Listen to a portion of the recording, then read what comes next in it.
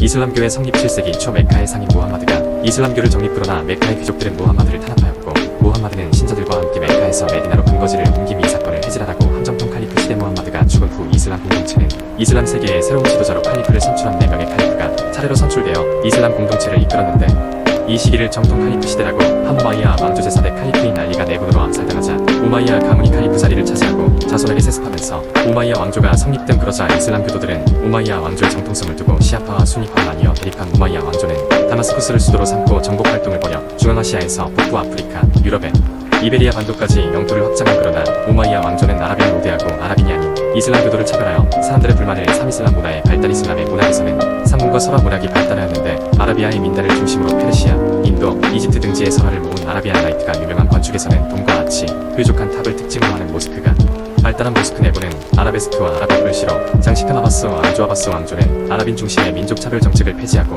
모든 신도는 알라 앞에서 평등하다 라는 이슬람의 원칙을 내세워 나라를 다스린. 아바스 왕조는 당궈버린 탈라스 전투에서 승리하여 중앙아시아의 동서교역로를 장악한. 수도 바그다드는 외국인과 다양한 문물이 모여드는 국제도시로 성장함. 이슬람 사회의 특징. 이슬람 사회에서 쿠란과 하디스는 종교뿐만 아니라 일상생활의 규범이 된. 오스만 제국의 성립과 발전. 오스만 제국은 비잔티움 제국을 멸망시키고 콘스탄티노폴리스를 수도로 삼은 이후 콘스탄티노폴리스는 이스탄불로 풀린. 오스만 제국은 술레이만 1세 때 전성기를 이룬. 술레이만 1세는 헝가리를 정복하고 유럽의 연합 함대를 무찔러 지중해 해상권을 장악한. 오스만 제국의 사회와 경제교류. 오스만 제국은 이슬람교가 아니어도 지지하를 내면 자치적인 공동체를 이루어 자신들의 종교와 언어, 풍습을 유지할 수 있도록 한. 또한 신분이나 출신보다는 능력에 따라 인지를 뽑아 중요한 관직에 임명한. 특히 술탄의 친위 부대인 예니체리는 최종 예군으로 오스만 제국의 전복 전쟁에서 크게 활약한. 모골 제국의 성립과 발전. 티무르의 후손 바부르는 인도에 침입하여 델리 술탄 왕조를 무너뜨리고 이슬람 왕조인 모골 제국을 세운. 바부르의 손자인 아크바르 황제는 활발한 정복 활동으로 인도에서 아프가니스탄에 이르는 대제국을 건설한. 그는 다른 종교도 존중하는 관용 정책을 펼쳐 힌두교도에게 거두던 인두세인 지지아를 업엠. 17세기 후반 아우랑제브 황제는 데칸고원을 넘어 인도 남부까지 정복하여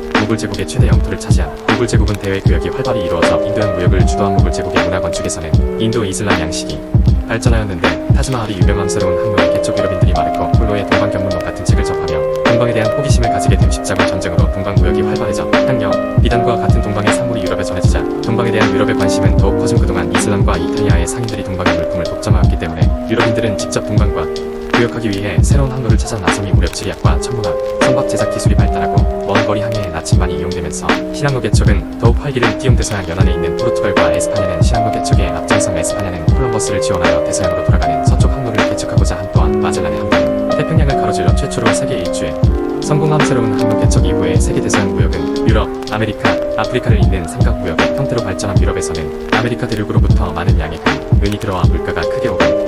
이러한 유럽의 경제 성장에 힘입어 상공업자들이 자본을 축적하였고, 이는 근대 자본주의의 발달에 영향을 준. 아메리카와 아프리카의 변화. 멕시코고원의 아스테카 제국은 에스파냐의 코르테스가 이끈 병사들에게 정복당한. 안데스고원의 잉카 제국은 피사로와 그의 병사들에게 정복된. 절대 왕정의 성립. 16에서 18세기 유럽에서는 중앙 집권적인 통일 국가가 등장하면서 국왕이 강력한 권한을 행사하는 절대 왕정이 나타난. 절대 군주들은 왕권은 신이 내려준 것이므로 절대 복종해야 한다는 왕권 신수설을 정치 이론으로 삼은. 또한 자신의 명령을 효율적으로 시행할 수 있는 관료제와 언제든 동원할 수 있는 상비군을 통해 국가를 다스림. 수출을 장려하고 관세를 높여 수입을 줄이는 중상주의 정책을 실시함선. 유럽의 절대 왕정. 16세기 서유럽에서 가장 먼저 절대 왕정을 이룬 에스파냐는 필리페 2세 때 대서양 무역의 주도권을 잡은. 영국의 엘리자베스 1세는 동인도 회사를 세워 아시아로 진출한. 프랑스의 루이 14세는 중상주의 정책을 적극적으로 펼치면서 유럽에서 가장 먼저 절대 왕정을 이룬 에스파냐 필리페 2세. 아메리카에서 들여오는 금과 은을 바탕으로 라틴 아메리카, 지중해, 네덜란드 등을 아우르는 대제국을 세운. 무적 함대를 만들어 지중해 해상권을 장악한. 전쟁의 승리를 기념하여 엘리스코리아를 지음. 에스파냐의 무적 함대를 격파하고 해상권을 장악한. 영국 엘리자베스 1세 에스파냐의 무적 함대를 물리치고 해상권을 장악해 시장 개척에 적극적으로 나서만으로는 모직물공업 등 국내 산업을 발전시킨. 절대 왕정의 대표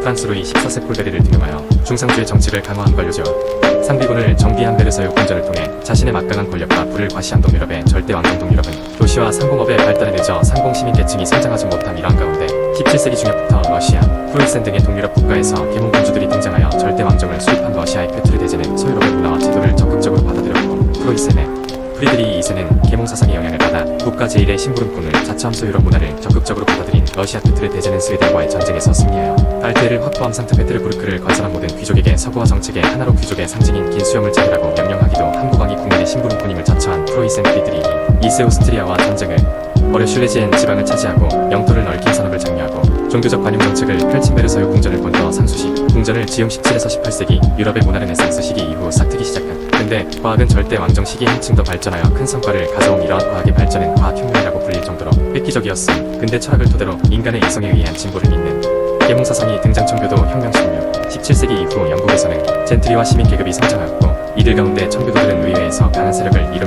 상황에서 스튜어트 왕조의 제임스 1세와 그의 아들 찰스 1세가 청교도를 탄압하고 의회의 권리를 무시하자 의회는 의회의 승인 없이 세금을 징수할 수 없다 라는 내용의 권리 청원을 제출한 찰스 1세는 권리 청원을 승인하였지만 의회를 소집하지 않고 전제 정치를 이어 위에 의회가 반발하면서 청교도들이 중심이 된 의회파와 국왕을 지지하는 왕당파 사이의 내전이 일어난. 크로멜이 이끈 의회파는 왕당파를 격파한 후 찰스 1세를 처형하고 공화정을 수립한 명의 혁명 찰스 2세와 그의 뒤를 이은 제임스 2세는 의회를 무시하면서 전제 정치를 다시 강화하려 함의에 맞서 의회는 제임스 2세를 몰아내고 공주인 메리와 그녀의 남편인 윌리엄을 공동왕으로 세운 이듬해 의회가 왕에게 권리 장전을 승인받음으로써 영국에서는 절대 왕정이 무너지고 의회를 중심으로 한 이권 군주제의 토대가 멸현됨. 미국 혁명의 전개 17세기부터 많은 영국인들이 정치적 종교적 탄압을 피하거나 경제적 기회를 찾아 북아메리카로 이주한 이들은 북아메리카 동부의 대서양 연안에 13개의 식민지를 건설하고 독자적인 의회를 구성하여 자유와 자치를 누림. 그러나 프랑스와의 전쟁으로 재정이 어려워진 영국은 중상주의 정책을 펼치며 시민지에 간섭하기 시작한. 영국이 인지세를 비롯한 각종 세금을 부과하자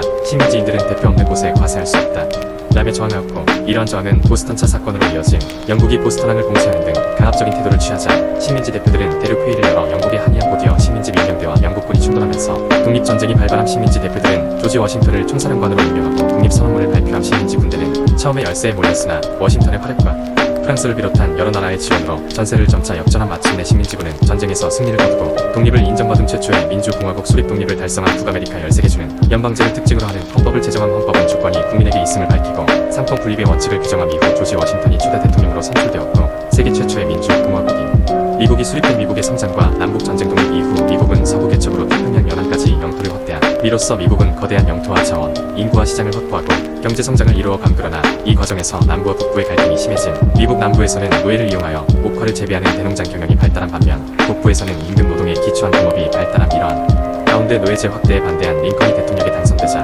노예제 유지를 바라던 남부의 여러 주가 연방을 탈퇴하고 북부를 공격하여 남북 전쟁을 일으킨. 구제도의 모수 18세기 프랑스에서는 절대 왕정과 불평등한 신분제가 유지되고 있었음. 당시 프랑스 사회는 세 신분으로 나뉘어 있었음. 제2 신분인 성직자와 귀족은 전체 인구의 2%에 불과하였지만 많은 토지를 소유하였으며 세금을 내지 않는 특권을 누렸음. 반면 제3 신분인 평민은 각종 세금에 시달리면서도 정치적 권리는 거의 없었음. 이러한 상황에서 계몽사상과 미국 혁명의 영향을 받은 시민들은 구제도를 무너뜨리고자 한 프랑스 혁명의 시작. 루이 16세는 전쟁과 왕실의 사치로 국가 재정이 어려워지자 재정 문제를 해결하기 위해 전국 신분의 3부회를 소집함.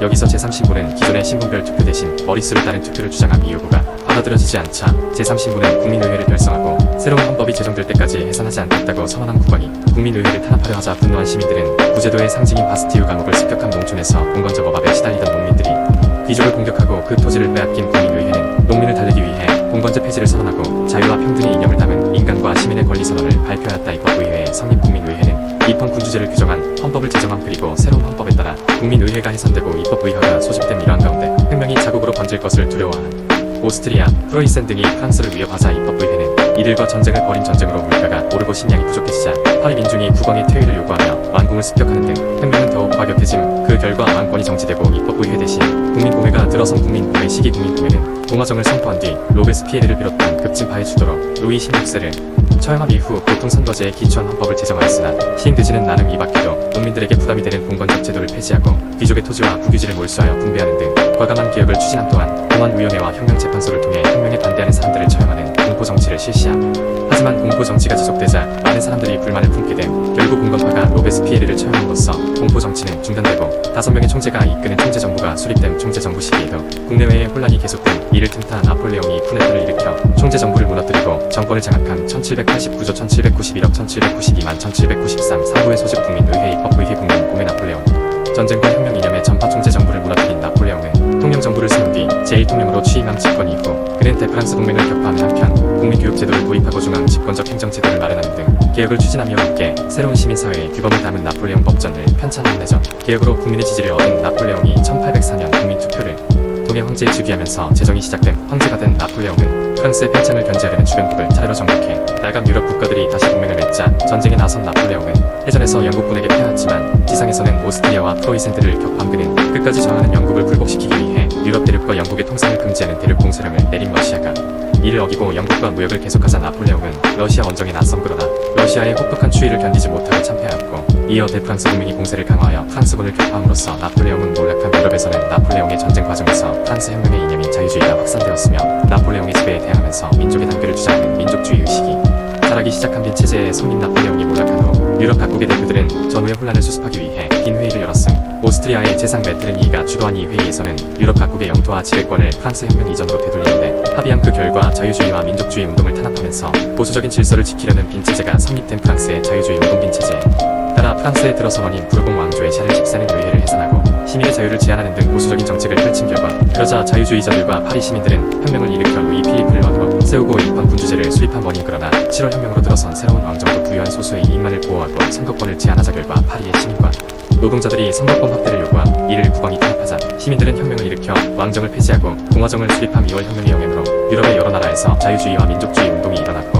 오스트리아에서 메테르니히가 추방되면서 빈 체제는 사실상 무너진 영국의 자유주의 운동 1832년에는 선거법이 개정되어 부패 선거구가 없어지고 도시의 신행상고 업자를 비롯한 중산 계급으로 선거권이 확대됨. 그러나 여전히 선거권을 갖지 못한 영국의 노동자들은 정치적 권리를 얻기 위해 이민헌장을 발표하고 이를 의회에 제출하기 위한 서명운동을 벌인 차티스트 운동 세력의 요구 사항 21세 이상 남성의 선거권 인정 비밀 투표제 실시 의원 출마자의 제3자격 철폐 인구 비례에 따른 선거구 설치. 이탈리아의 통일빈 체제가 수립된 이후에도 이탈리아는 크고 작은 왕국과 도시 국가 그리고 규월령으로 분열된 채 오스트리아의 간섭을 받고 있었음. 이러한 상황에서 프랑스 2월 혁명의 영향을 받은 마치니와 가리발디 등이 통일